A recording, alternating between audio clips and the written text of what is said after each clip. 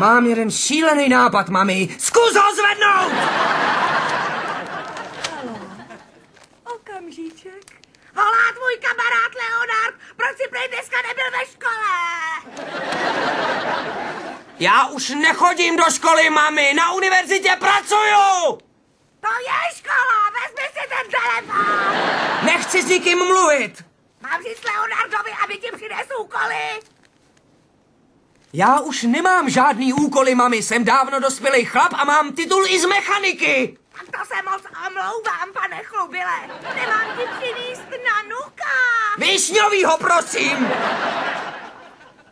Ten jsem snědla. Už jsou jen ty zelený.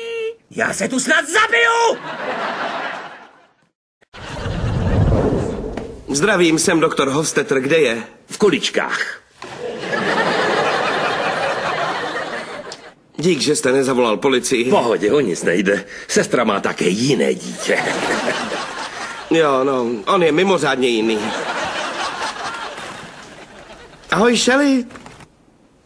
Co to děláš? Poměr velikosti byl špatný, nemohl jsem si to představit. Potřeboval jsem větší atomy uhlíku. Jasně, jasně. Jak se sem, prosím tě, dostal? Zadní dveře mají 5kolíkový západkový systém a alarm s jednoduchým obvodem, hračka.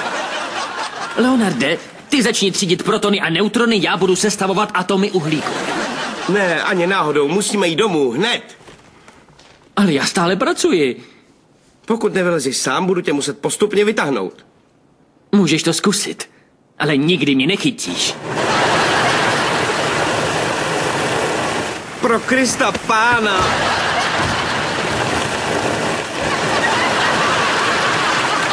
Šarde, okamžitě vylez! Bazinga!